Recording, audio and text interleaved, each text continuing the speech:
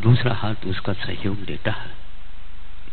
मान लीजिए उसका एक हाथ टूट गया है, ऊपर उठ नहीं रहा है, तो भी वह अपना कार्य कर सकता है, करता है।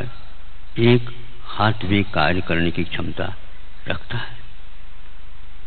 आंखों के द्वारा पथ पर देखना अनिवार्य होता है। आंखों के बिना हम आगे पहचान नहीं पाते। मान लीजिए एक आंख किसी कारण क्षतिग्रस्त हो गई, तो भी एक आंख के द्वारा हम अपने पथ पर आगे बढ़ सकते हैं। ये जो कोई भी आपके सामने युगल के साथ काम होते थे, उनमें से अकेला भी रह जाता है तो काम रुकता नहीं, सुचारू रूप से चल सकता है। किंतु एक पक्षी है और उसके दो पंख है, उड़ना चाहता है, उड़ता है। ध्यान रहे, यदि उनमें से एक पंख निकल गया, क्षतिग्रस्त हुआ, तो क्या वह आसमान में उड़ सकता है? नहीं उड़ सकता। ऐसे ही लोकतंत्र के महान विशाल आकाश में उड़ने के लिए पक्ष और विपक्ष दोनों अपेक्षित होते हैं।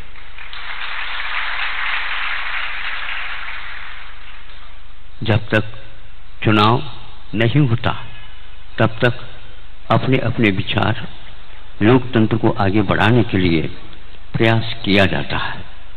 एक महीने की अवधि में वह सारा समेट जाता है। फिर इसके उपरांत पूरे महासभा, विधानसभा हो या लोकसभा हो, सारे के सारे विधायक और सांसद सब में बैठ जाते हैं। संख्या गिनी जाती है और प्रशासन का भार बहुमत के आधार पर हो जाता है। मुझे तो ज्ञात नहीं है संविधान के सूत्र कि बहुमत के आधार पर ही होना चाहिए। फिर भी उसका जो अनुकरण आप करते हैं, उस समय कोई भी व्यक्ति यह नहीं कह सकता है कि यह सदन केवल विपक्ष का है अथवा सपक्ष का है। पूरी वह सभा भवन सांसद एक प्रकार से जनता के द्वारा चयनित होकर के आए व्यक्ति प्रतिनिधि के रूप में गिने जाते हैं। निधि ये जनता है और प्रतिनिधि ये चुन करके विधान सभा में अथवा लोकसभा में पहुंच जाते हैं। इसमें राष्ट्रीय पक्ष ही एकमात्र हम लोगों के लिए अपेक्षित होता है। सभी मिलकर के उसका संचालन, उसके बारे में गतिविधियां, विचार विमर्श, निर्णय आदि आदि दिए जाते हैं। उस समय कोई भी पक्ष और विपक्ष का काम नहीं होता। हाँ, हमारा राष्ट्रीय पक्ष है एक प्रकार से जो अनादि काल से जनता का एक उद्धार हो, कल्याण हो, वो सुखी रहे और उसके साथ साथ हम भी सुख के श्वास ले सके। जब ये लक्ष्य लोकतंत्र का रहता है तो सरकार में रहे या न रहे ये बात ही नहीं उठती, क्योंकि सरकार तो ये बैठी है। जिनके पास ये क्षमता है, किंतु एक नेता की आवश्यकता होती है, एक आदर्श की आवश्यकता होती है। अपने ही समूह में से एक आदर्श को चुना जाता है और यहाँ पर भेजा जाता है। यह लोकतंत्र का सूत्र के अनुसार कार्यक्रम चल रहा है और यह पक्षपात के बिना एकमात्र राष्ट्रीय पक्ष लेकर के हम चलेंगे। ये 70 साल में जो उन्नति होनी चाहिए थी उससे 4 गुना 10 गुना हो जाती, लेकिन हम भूल गए 250 या 200 वर्ष तक दूसरे के अधीन होकर के गतिविधियों को भूल गए। इतिहास भुलाया गया है, कर्तव्य से विमुख हो गए। और अर्थ नीति को संचालित करने के लिए जो कोई भी गतिविधियां भारत में होती थी, यह भारत भूमि है। स्वतंत्रता मिलने से पूर्व में इसको, जहां पर हम बैठे हैं, उसको मध्य भारत यह संज्ञा नाम से पुकारा जाता था। यह मध्य भारत एक ही है। उत्तर में भी भारत को शुद्ध करने वाला यह मध्य भारत है। दक्षिण को भी वह भारत का अंग है, शुद्ध करने वाला यह मध्य भारत है। पूर्व और पश्चिम अपने आप ही चारों दिशाएं, 10 दिशाओं में, विदिशाओं में भारत का संबंध है। इसको शुद्ध करने वाला यह मध्य भारत है, जो कि उस समय, जिस समय स्वतंत्रता नहीं मिली थी, नागपुर से लेकर के लगभग वह झांसी के इसकोर एक जिला प्लेस है, छोटा सा जिला है, लेकिन है वह एक सीमा के पास, तो वहां तक दतिया बोलते हैं, वह उत्तर प्रदेश को टच कर रहा है। और इधर नागपुर तक मध्य भारत था। इस भारत को याद करने के लिए एकमात्र मध्य भारत ही पर्याप्त है। किंतु ध्यान रखें, युगों में ऐसा भी परिवर्तन हुआ करते हैं जो हम भूल जाते हैं अतीत को, और अनागत के उज्ज्वल की बात हम करने लग जाते हैं। अब आइए, हमें पक्ष और विपक्ष छोड़ करके दोनों कंधे से कंधे मिला करके, जब तक आप किसी भार, बहुत कठिन भार को उठाने के संकल्प करते हैं, उससे पूर्व में एक ध्वनि को भी हमें प्रशिक्षित करना पड़ेगा। अपने आप को जब तक एक ध्वनि से हम नहीं बैठेंगे और बनेंगे नहीं, वह भार उठने वाला नहीं। जो मशीन या यंत्र के द्वारा उठने की क्षमता रखता है, उसको आप लोग उठा सकते हैं, किंतु हाँ या ना, ये 2 आवाज पर्याप्त है। वहां पर शिक्षा की कोई आवश्यकता नहीं। इस संस्कार से जब हम बन जाएंगे, अवश्य ही इस लोकतंत्र को हम विश्व के कोने कोने तक पहुंचा सकते हैं। आज यह भारत एक प्रकार से विश्व में सबसे बड़ा लोकतंत्र का नीति न्याय के अनुसार चलाने वाला मात्र एक भारत है। इससे आबादी अन्य राष्ट्रों में हो सकती है, जनसंख्या हो सकती है, किंतु लोकतंत्र का वहां पर पूर्णतः अभाव है। यह आप लोगों को याद रखना चाहिए। इतिहास को ओझल करने से ही ये परिस्थितियां होती चली जा रही है। पक्ष और विपक्ष, एक पक्ष के 2 हाथ है, 2 पैर हैं और 2 साधन हैं। उनमें से एक भी क्षतिग्रस्त होगा, वह कभी भी पक्षी ऊपर नहीं उठ सकता। इसलिए आप लोग विधान सभा में बैठे हैं, तो यहाँ पर बुलाया गया, भैया क्या विधान चलता है, कौन सा संविधान है, हम थोड़े से देख लें, सुन लें और उसको विचार करें। ऐसा मन में विचार आया। यहाँ के उस मध्य प्रदेश के वर्तमान कर्ता धर्ता, जिसको बोलना चाहिए शासन के अपेक्षा से, तो उन्होंने आकर कहा, महाराज कि आपको विधानसभा में आना है। अभी हम आए हैं, अगवान के लिए आप आए हैं, पहले से निमंत्रण आप दे रहे हैं। मैं निमंत्रण से तो आता नहीं, लेकिन फिर भी यह निमंत्रण वैसा निमंत्रण नहीं जो भोजन का होता है।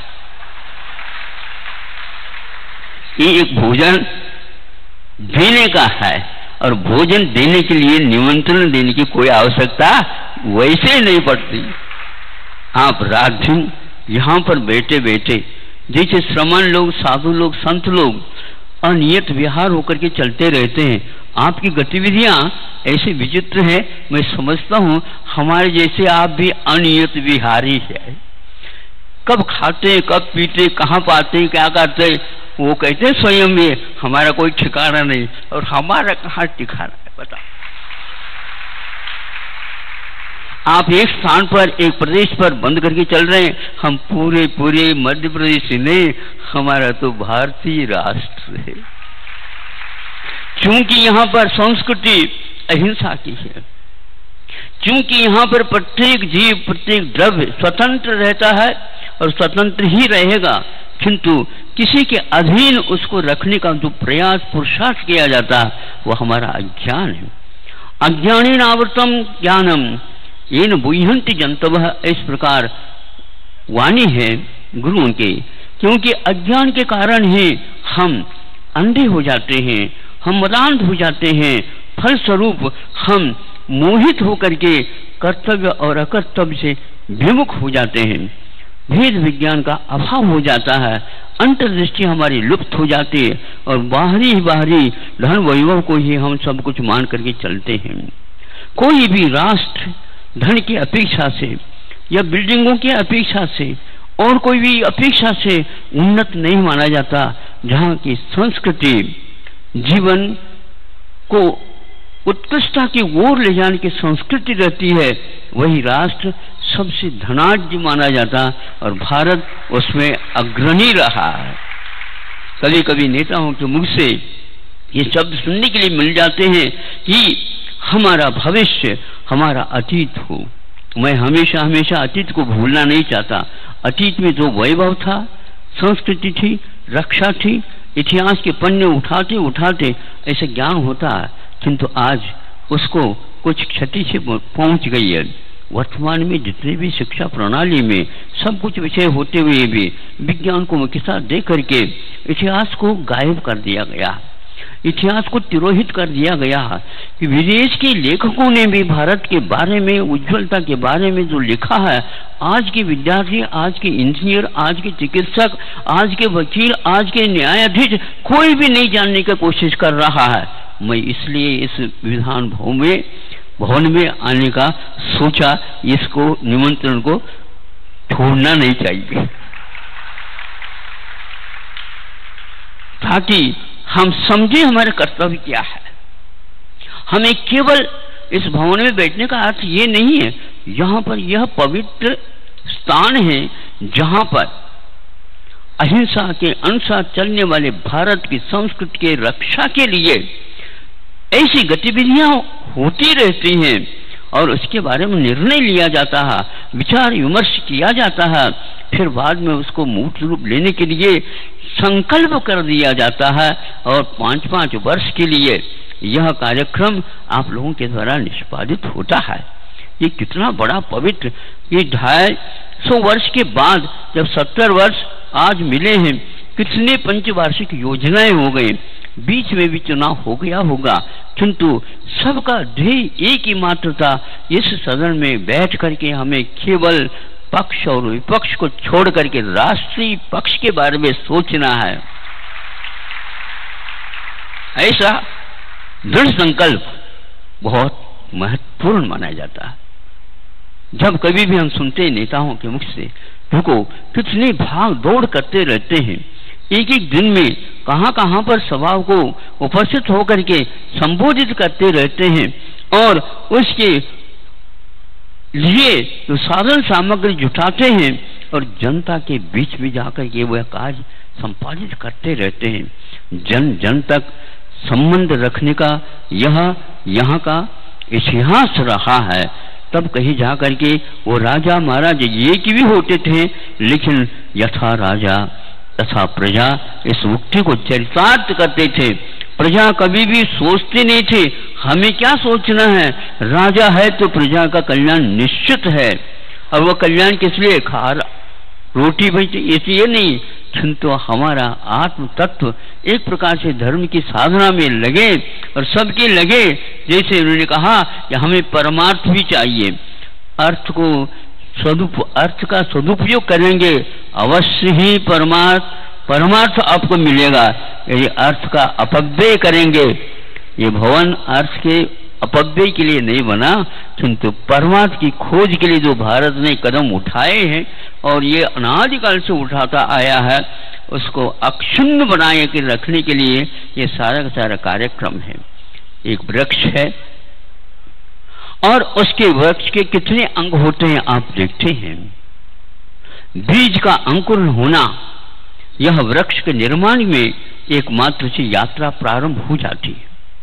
बीज को उचित स्थान पर रखा जाता है, डाला जाता है, जहां पर किसान अपनी मिट्टी को बहुत अच्छे ढंग से समतल बना करके वह प्रतीक्षा करता रहता है। आषाढ़ में तैयार करता है और सावन में घटाएं आकर के उसको फुला देती है और उसमें वह बीजों को अंकुरित कराने के लिए डाल देता है, वह अंकुरित हो जाता है। वृक्ष की ये यात्रा अथवा उस अंकुर की यात्रा दो दिशाओं में प्रारंभ हो गई, नीचे की एक यात्रा और ऊपर की यात्रा। ऊपर की यात्रा आसमान में दिखती है, लेकिन नीचे की यात्रा की ओर किसी ने दृष्टिपात नहीं किया। यदि वह बैलेंस्ड नियंत्रित होकर के नीचे नहीं जाता तो ऊपर जाने के बाद वह निश्चित रूप से गिर जाएगा। इसलिए वह अंकुरित होकर के नीचे की यात्रा को भी तय करना उसी समय से प्रारंभ कर देता है जिस समय ऊपर जाने का भी प्रयास होता है। 70 वर्ष में इस दिशा में इस देश ने या नेताओं ने या और जो कोई भी है सरकार जो बना देती है, इस जनता ने कहां तक सोचा यह आपके सामने है। अब यह जो कोई भी शिक्षा दीक्षा यहाँ पर दी जा रही है, ये सब बातें उसमें आना चाहिए और इतिहास के पन्ने अब बिल्कुल पलट देना चाहिए। वो कुमकुम और हल्दी लगाने योग्य नहीं, उसकी पूजा तो जन जन तक भारतीय इतिहास को ले जाना चाहिए और इसके लिए अहिंसा की पूजा करते हुए हमारा भी यही विकल्प है, हमारा भी यही संकल्प है। जिस प्रकार आप लोग यहाँ पर गतिविधि चलाते हैं उसी प्रकार जहाँ आप पर अहिंसा की आरती उतरती है वहां पर जाकर के संघ को कह रखा है।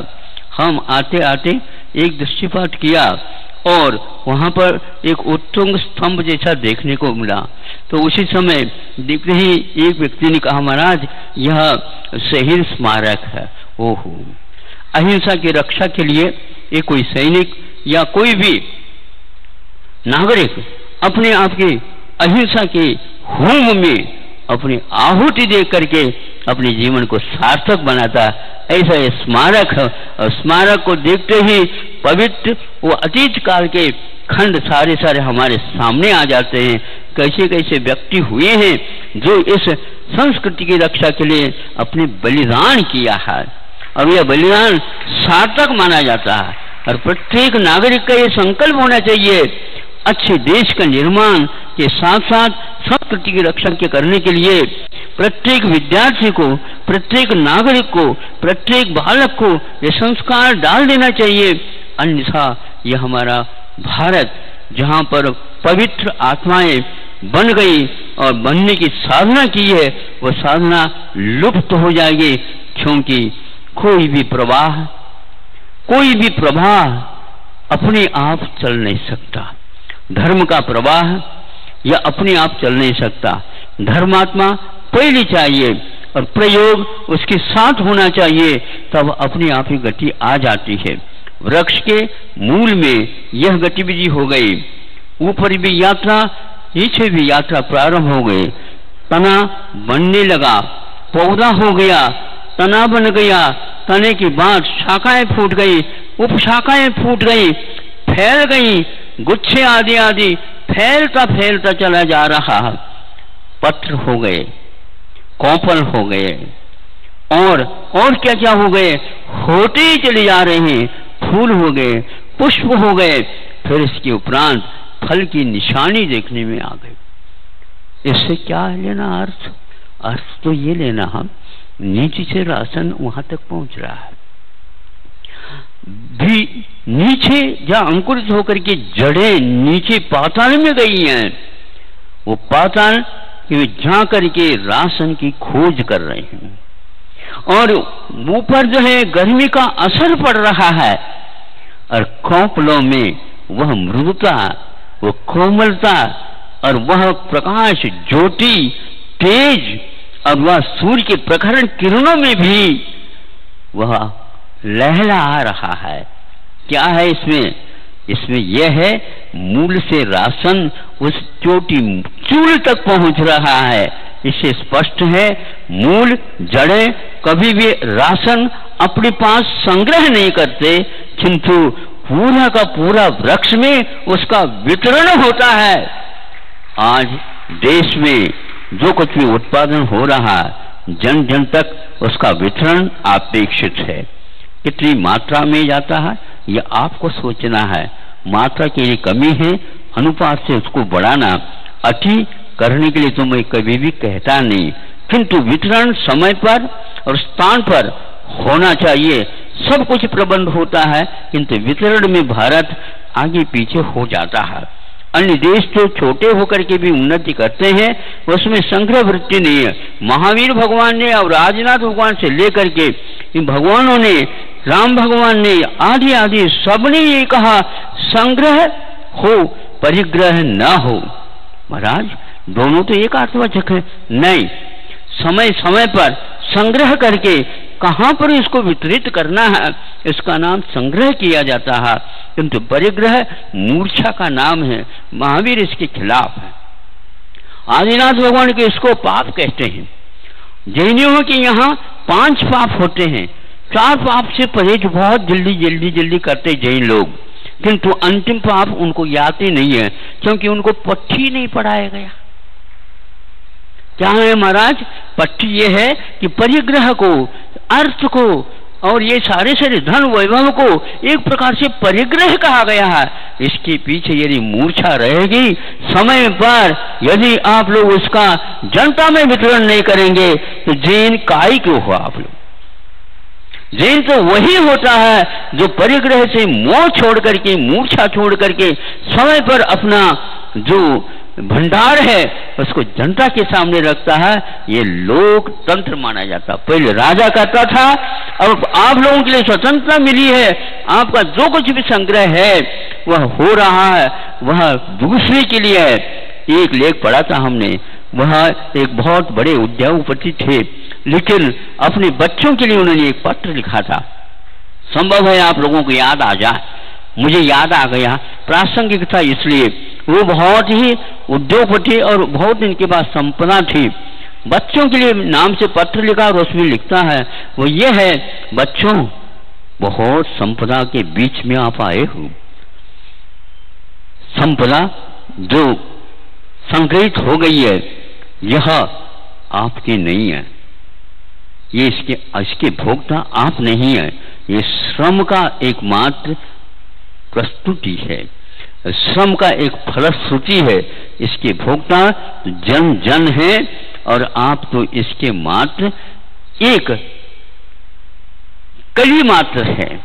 उसका संग्रह होने के उपरांत उसके ऊपर अभिमान करना यह आप लोगों की मूर्खता होगी। ऐसा उन्होंने अपने बच्चों को लाइन पर लाने के लिए, रास्ते पर लाने के लिए, ऐसे शब्द बहुत ही अच्छा सुंदर है जो बिरला जी माने जाते थे। ये पढ़ना जहां कहीं भी पत्र मिल जाए तो एक आदर्श व्यक्ति नागरिक होता है, वह कभी भी धन वैभव का अभिमान नहीं करता, उसका वितरण करके अपने आप को कृतकृत्य मानता है। पानी भरते देव हैं, वैभव जिनका दास। पानी भरते देव हैं, वैभव जिनका दास। मृग मृगेंद्र मिल बैठते जहां दया का वास। ये भारतीय संस्कृति है।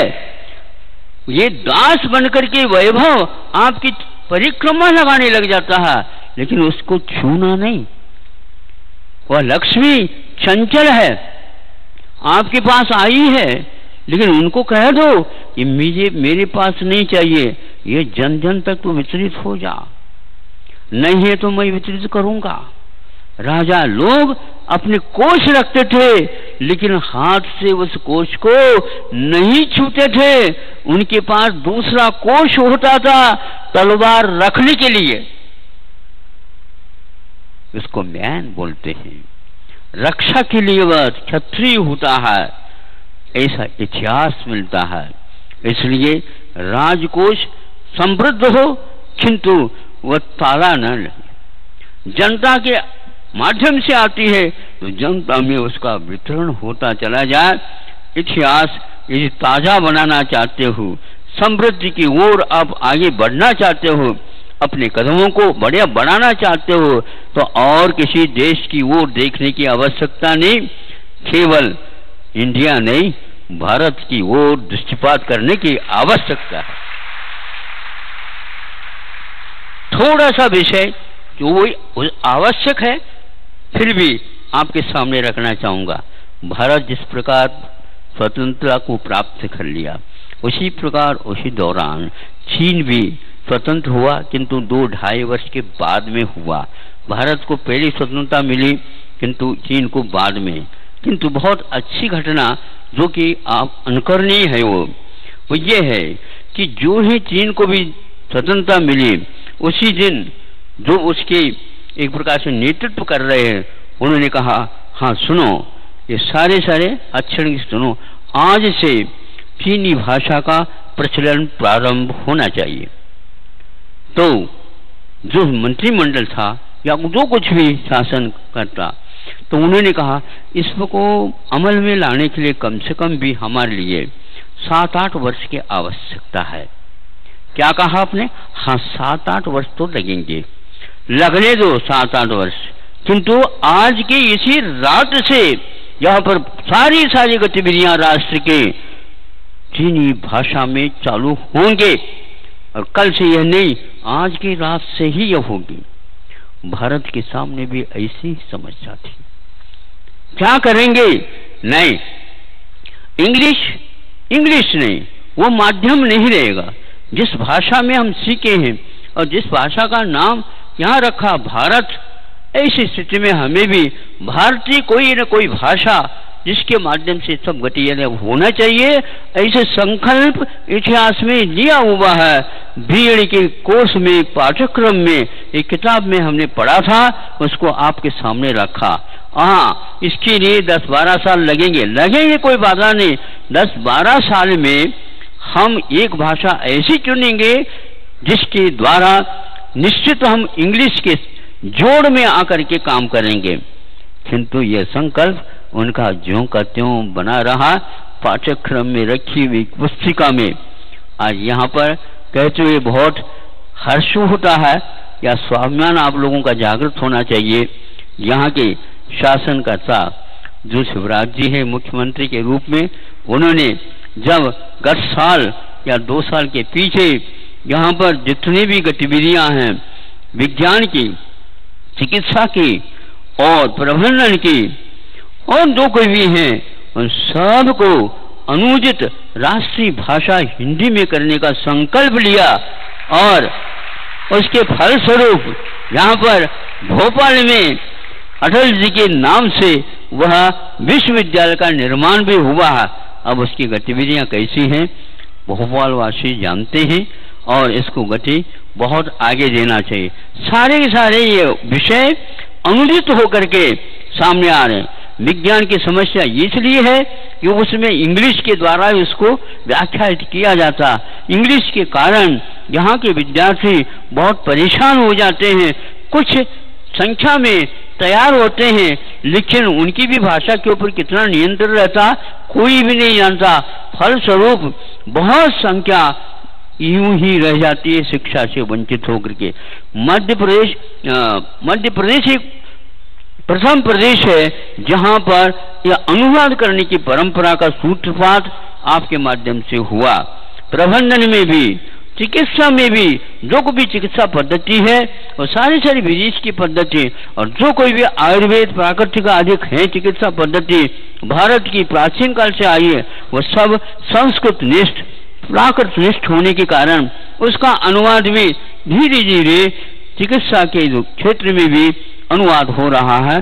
प्रबंधन के बारे में भी हो रहा, कृषि विज्ञान के बारे में भी हो रहा। एक और हमने पूछा कि क्यों वहां से आए थे कुलपति महोदय वगैरह, जो ये भी हो रहा, विधि का भी हो रहा। हाँ महाराज, विधि के क्षेत्र में मैं ही स्वयं कर रहा हूँ, इसलिए आपको अवगत करा देता हूँ। यह भी अनुवाद हमारा बहुत कुछ हो चुका है, आगे होगा। इसका अर्थ यह है जो पहले के संकल्प थे उन संकल्पों को मूर्त रूप देने का इस वर्ष सौभाग्य प्राप्त हुआ है और वह विधि के लिए उच्च न्यायालय में और सर्वोच्च न्यायालय में भी उसका प्रचलन होगा। इस बात को सुन करके बहुत आह्लाद होता। इसमें गर्व नहीं है किंतु आह्लाद इसलिए है कि भाषा एक ऐसी वस्तु है जिसके माध्यम से हम अपने भावों को सहज रूप से अफड़ जो शिक्षित नहीं है वहां तक पहुंचा सकते हैं और पहुंच जाता है वो, किंतु माध्यम यदि विदेशी भाषा का लेते हैं वह संभव नहीं होता। इसलिए अनुसंधान का कार्य भी जोर शोर से होना चाहिए भारतीय भाषाओं में और मातृभाषाओं में, जहाँ जो जिसको सुविधा है उसी के अनुसार होना चाहिए, ताकि हम इतिहास का बहुत अच्छे ढंग से अध्ययन कर सकें। जब तक अनुसंधानकर्ता भाषा के ऊपर अधिकार नहीं रखता तब तक उसका शोध, उसका बोध गहराई तक नहीं पहुंच पाता। अभिव्यक्ति में वो गलती कर जाता है और उस गलती के कारण उसे नंबर और योग्यता का मूल्यांकन नहीं हो पाता। सही योग्यता का मूल्यांकन करने के लिए भाषा एक बहुत महान शस्त्र है। उसको आप लोगों ने भुलाया था, आज धीरे धीरे वो सामने आ रहा है। माध्यम लेना अलग वस्तु और उस भाषा का ज्ञान करना अलग वस्तु। इंग्लिश का विरोध नहीं, किंतु इंग्लिश भाषा के रूप में आप पढ़िए किंतु माध्यम के रूप में नहीं। माध्यम एक ऐसी वस्तु होती है जो प्रस्तुति की जाती है, उसको स्वतंत्रता मिलना चाहिए। आप भाषा की अपेक्षा से अभी परतंत्र हैं, इस परतंत्रता को फेंक देना चाहिए आप लोगों को, लेकिन मेरा अधिकार तो नहीं है। विधानसभा में आकर के इस प्रकार मैं बोलूं तो लगता तो है मुझे भी संकोच होना पड़ रहा है, लेकिन फिर भी आप लोगों ने निमंत्रण दिया इसलिए कह दिया आपने। कुछ बिंदु ऐसी है जो हमारे थोपी गई है, उसके पीछे हमने कोई सोचा नहीं, उसके पीछे हमने कोई अनुसंधान किया ही नहीं। ये एक बात कहना चाहता हूं कि 18वीं शताब्दी में भारत में क्या था, शिक्षा पद्धति में और कृषि विज्ञान में, धातु विज्ञान में, जल प्रबंधन में आदि आदि बहुत सुंदर विदेशी लेखकों ने यहाँ की शिक्षा पद्धति का वर्णन किया है। ब्यूटीफुल ट्री के माध्यम से उसका अनुवाद धर्मपाल इत्यादि के माध्यम से हुआ है कि सुंदर वृक्ष। ये सुंदर वृक्ष क्या है? वह केवल विद्या शिक्षा की अपेक्षा से उन्होंने लिखा है कि भारत वह वैज्ञानिक क्षेत्र था, सारे जो विश्व के जितने भी वैज्ञानिक राष्ट्र हैं वह इससे सीख करके गया है, वो लिखा हुआ है यहाँ पर। ऐसा वह लौह तत्व का आविष्कार करता था 18वीं शताब्दी में। उस प्रकार का आविष्कार किसी देश में नहीं था और उसके लिए उन्होंने नमूने के रूप में ये कहा, यह वह लौह तत्व है जिसके हम शल्य चिकित्सा में सीधे ही उपयोग कर सकते हैं, औजार का काम कर सकता, जंग नहीं खाता, ये इसका अर्थ है। और आज भी दिल्ली वगैरह में ऐसे स्मारक बने हुई हैं जो लौह तत्व के, वह रात दिन पानी बरस रहा है, गर्मी पड़ती है, सर्दी पड़ती है, सब कुछ होता है, लेकिन उसका अभी तक ज्ञात नहीं हुआ ये कौन सी शताब्दी में इसका आविष्कार हुआ है। विज्ञान कहने से विदेश अथवा यूरोप के अलावा और कोई है ही नहीं, ऐसा मानने वाले अपने स्वाभिमान से च्युत हो गए। अथवा यूं कहना चाहिए वैज्ञानिक युग में भी वहां इतिहास के विज्ञान को बारे में वह सोचना नहीं चाहते। भारत को कृषि प्रधान देश कहा गया है और था, बिल्कुल आज भी है, किंतु वह उसी की नकल पर चलना चाहता है। उसके लिए मैं कहना चाहता हूं भारत में वर्तमान में अथवा विदेशों में वर्तमान में कृषि विज्ञान कितना उन्नत है, उसके लिए उन्होंने लगभग इतनी क्विंटल नहीं, वो तो इतिहास की बात होगी। वर्तमान में कितना है? वर्तमान में ज्यादा संभव है 36 क्विंटल तक बोरी जिसको बोलते हैं आप लोग, यहाँ तक उत्पन्न होता है। और उस इसमें लिखा हुआ है 18वीं शताब्दी समय कि 56 क्विंटल 56 बोरी धान इस 1 एकड़ में निकलता था। कौन सा कृषि विज्ञान था मुझे बताओ। इसलिए विश्व के बारे में आप सोचो नहीं, भारत के बारे में सोचो, राज्य के बारे में सोचो। आप उतना 56 के बाद कहीं जाओ, कहो कि हम इतिहास से भी आगे बढ़ गए। लौटो और भारत को लौटाओ। भारत को लौटाना परम अनिवार्य है। भारत को लौटाने से हमारे महापुरुष हमारे सामने आ जाएंगे और हमारी बूढ़ापन एकदम उठेगा ऊपर। अरे हम तो ऊंट की आदत वाले हो गए। ऊंट समझता कि मेरे से उन्नत और कोई है ही नहीं। जब पहाड़ की तलहटी में पहुंच जाता ये कौन आ गया? अरे आंखें तो खोल।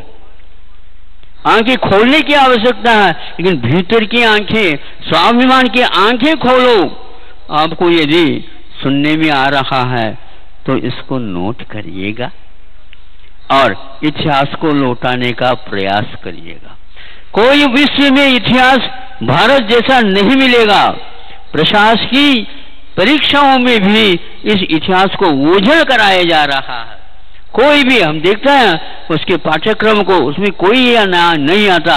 यदि आता भी है तो भारत का थोड़े बहुत इतिहास दे करके उस इतिहास के साथ तुलना करके परीक्षाएं पास कराई जा रही है। जब ये किताब हमने उन प्रशासकीय विद्यार्थियों को दिया, उनकी आंखों में पानी आ गया और कुछ ही क्षण के उपरांत वो कहने लगे, महाराज हमारा खून उबल रहा है, क्योंकि हमें यह सब ओझल कराया गया है। इस प्रकार की शिक्षा प्रणाली कभी भी नहीं होना चाहिए। अनुसंधान के क्षेत्र में भी भारत बहुत लंबा चौड़ा आगे था, लेकिन आज केवल अनुसंधान होता तो विदेश में ही होता है। यहाँ पर शिक्षण पूर्ण करो और वहां पर अनुसंधान करो। अनुसंधान के उपरांत इस देश का नहीं होता, वह उसी देश का हो जाता, वहीं की नागरिकता हो जाती है, उसी के लिए सब कुछ हो जाता है। किंतु यहाँ पर भारत भूमि के लिए अथवा यहाँ की माँ को कोई भी संतान नहीं है। इस प्रकार आपको नहीं सोचना चाहिए। समय आपका जितना दिया गया था उतना पूर्ण हो गया है। आप वृक्ष के हर एक पार्ट भाग के बारे में सोचो। पत्ता की ओर भी देख रहा है वो मूल, और वहां पर योग वह वितरण कर रहा है। एक पत्ता, एक पुष्प, एक फल, एक बूंदी और एक वो सारे के सारे उसके वृक्ष के प्रफुल्लित है, आनंदित है, और आप उसे अपने फोटोग्राफी के द्वारा सुंदरता को कैद कर लेते हो। देखो कैसा इतिहास था। किंतु आज मूल की ओर किसी का दृष्टिपात ही नहीं, जिसके माध्यम से वह आकाश को चूमने वाला वृक्ष भी कभी भी गिर सकता है। लेकिन पहला ऐसा वृक्ष नहीं था। उसकी फाउंडेशन, उसका मूल जो था वो बहुत मजबूत था। इस प्रकार एक पक्ष वाला, एक पंख वाला जिस प्रकार आसमान में उड़ नहीं सकता, उसी प्रकार ये संविधान का विधान करने वाला भवन में कि पक्ष और विपक्ष दोनों मिलकर के समय समय पर अपने पंखों को और गति दीजिए, फिर बाद में बहुत दूर आसमानी में चले जाएंगे। दूर दूर के देश भी इस भारत को देख करके अपने आप को धन्य मानेंगे, और वो नहीं माने या न माने, आप तो धन्यतम मानेंगे अपने आप को। हमारा यह युग बहुत अच्छा है। राजा नहीं किंतु प्रजा को ही राजा का तंत्र मिला हुआ है। प्रजातंत्र का यह राष्ट्र विश्व में प्रसिद्ध है। अब शिक्षा प्रणाली में थोड़ा सा अंतर लाना चाहिए, जिसके द्वारा जीवनोपयोगी वस्तुओं का निर्माण कर सके, वही एकमात्र शिक्षा है।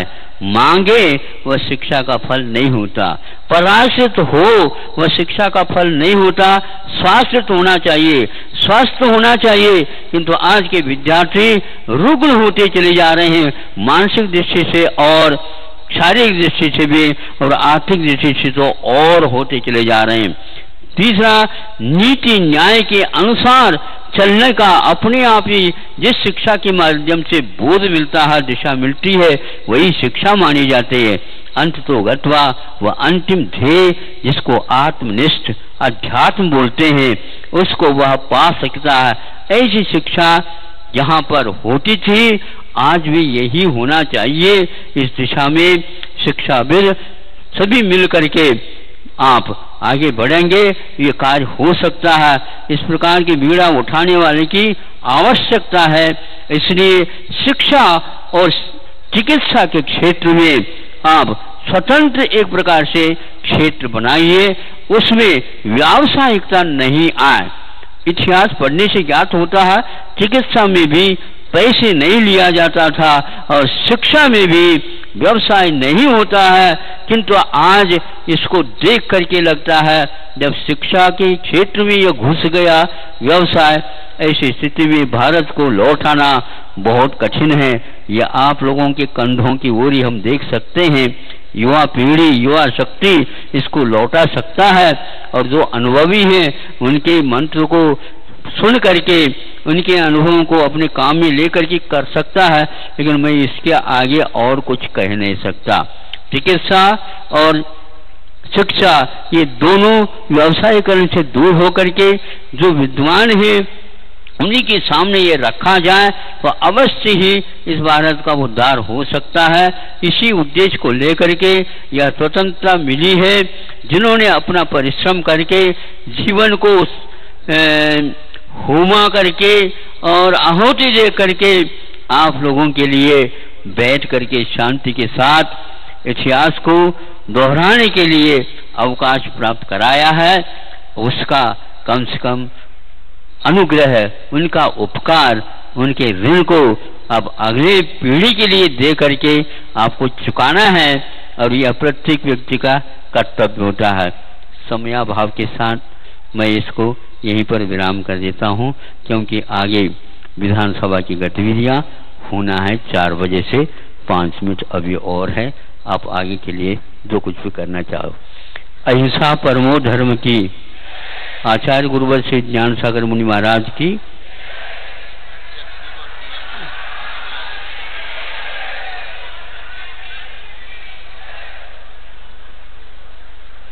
हेलो, आचार्य गुरुवर विद्यासागर जी महाराज ने ग्रंथ लिखे हैं।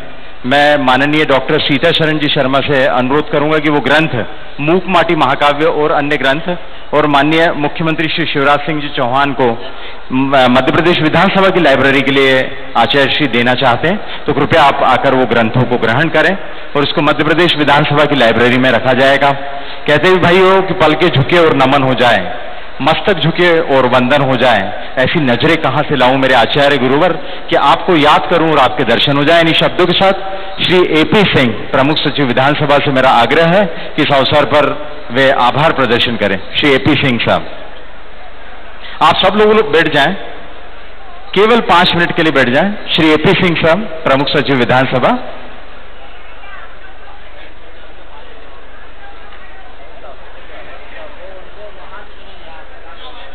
श्री एपी सिंह साहब,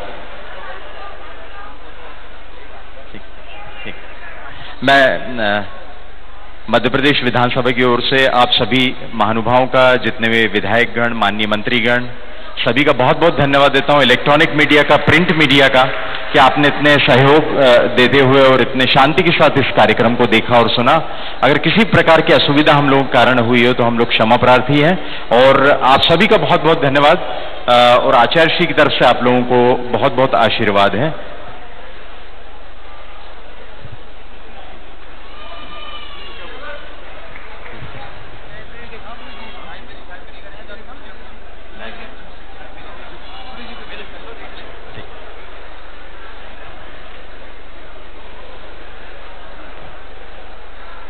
इसी साथ भाई और बहनों, माननीय मुख्यमंत्री जी आचार्य श्री से आशीर्वाद लेते हुए और उसके पश्चात अब लाइब्रेरी के लिए जो है आचार्य श्री एक बार देखना चाहेंगे मध्य प्रदेश विधानसभा की वो सुंदर लाइब्रेरी जहां पर संविधान के साथ विधि और अनेक प्रकार की किताबें उपलब्ध हैं।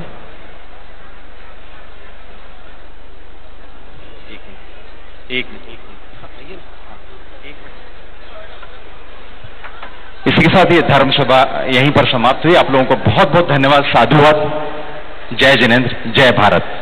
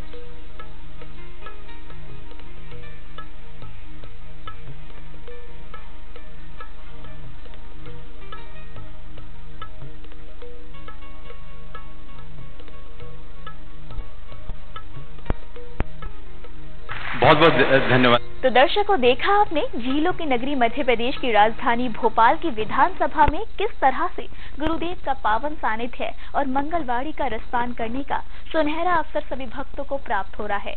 गुरुवार की मंगलवाड़ी श्रवण करने का अवसर न केवल भोपाल की जैन समाज को प्राप्त हो रहा है, अपितु संपूर्ण जनमानस व विधानसभा के राजनीतिक सदस्यों को भी आचार्य भगवंत के मंगल प्रवचन सुनने का अवसर प्राप्त हो रहा है। विशेष प्रसारण में अब वक्त है एक छोटे से ब्रेक का। ब्रेक के बाद दिखाएंगे हम आपको कार्यक्रम की शेष झलकियां। तब तक के लिए आप बने रहिए हमारे साथ और देखते रहिए जिनमानी चैनल।